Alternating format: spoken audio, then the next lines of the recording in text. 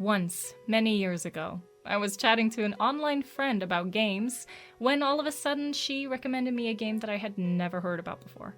Psychonauts. She started talking about what makes it so good. You go into people's minds. They have secrets tucked away. There's a milkman. Obviously, I was hooked and decided to give it a try. And my world was forever changed.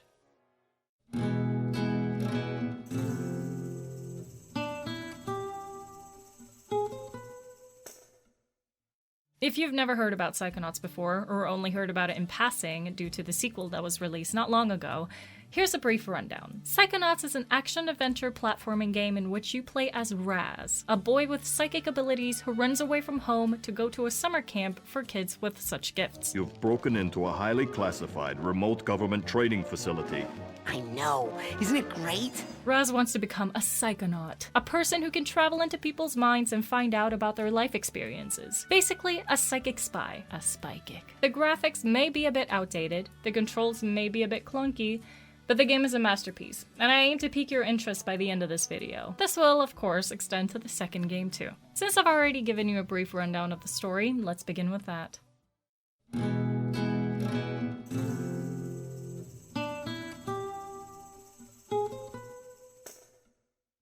As I'm sure you can imagine, a game with a plot like that has a lot of opportunity, and it certainly takes advantage of that. Don't worry, as I want to encourage you to experience the game yourself, I won't give away much of the main plot. There will, however, be spoilers about characters and such, so consider this your one and only warning. The main thing you do as a psychonaut is dive into people's minds, and since everyone has different personalities and different experiences in life, this is reflected. The very first mind you dive into is that of Coach Oleander, who previously served in the military. In his mental world is a war zone.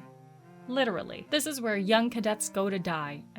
Young psychic students go to train. In stark contrast, another mind that you enter early on in the game is that of Mia Vidello, another camp counselor just like Oleander. As her personality is fun and lighthearted, her mental world is one big dance party from start to finish. Or is it? This is where the opportunity is seized and the game really shines. If you explore Mia's mental world enough, you can find a hidden room, appropriately named the Nightmare Room. And boy is it a nightmare. In the mental worlds, you can find something called memory vaults. If you successfully open them, you can find suppressed memories belonging to the person whose mind you're currently in. In Mia's mind, one of these vaults shows her working at an orphanage. She clearly loved and cared for these kids, and later tragically witnessed the orphanage set on fire as she was returning from getting groceries. As if that's not tragic enough, because of Mia's psychic powers, she could hear the children scream as they died in the flames. As a result of this traumatic experience, the Nightmare Room is now filled with the voices of those children, asking why Mia didn't save them. Did you let us die? Why won't you help us?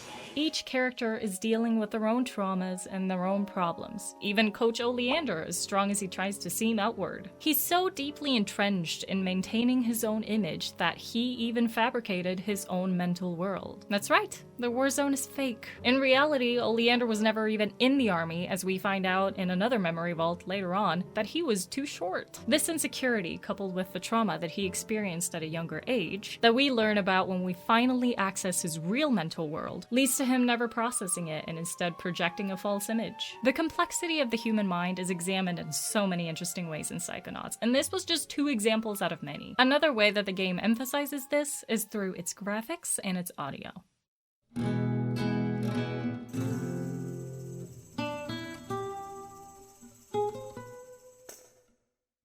As you probably already noticed by now, the graphics and the sounds closely match the overall vibes given in a mental world. Oleander's war zone definitely looks and sounds the part.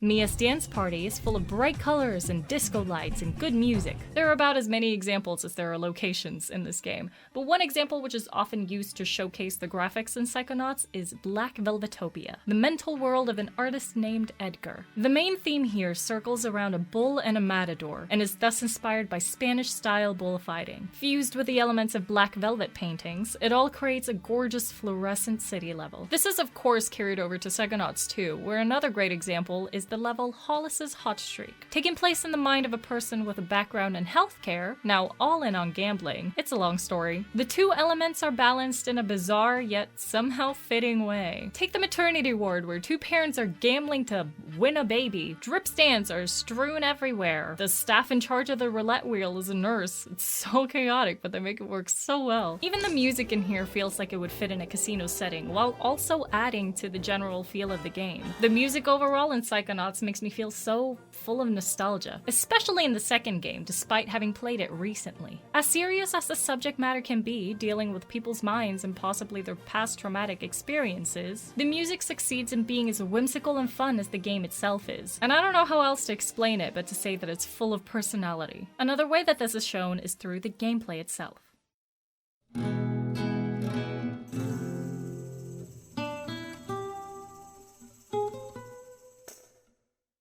It's hard to find a game where the way it plays is this unique, not just in comparison to other games, but just from section to section within the very same game. As an action-adventure platformer, you get various puzzles to solve, and they vary heavily depending on whose mind you're in. In Psychonauts 2, there's a level appropriately named Strike City, in which you have to balance on top of bowling balls in order to make your way through. There's another called Compton's Cook-Off, where you're in a competitive cooking show and need to use your psychic abilities to make whatever food is requested. In the first Psychonauts game, you get to experience a twisted mind, literally, of someone who's heavily paranoid. Remember the milkman I mentioned?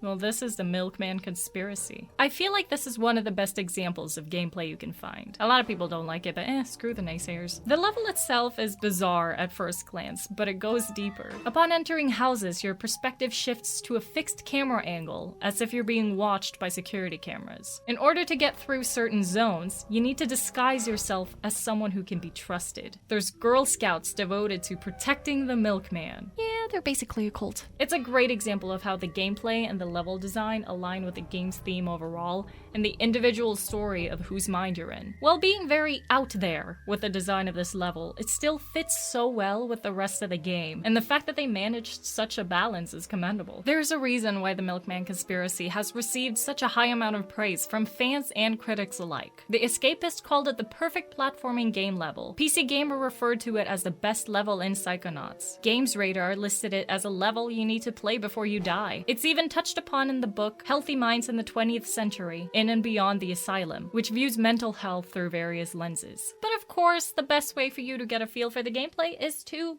experience it directly.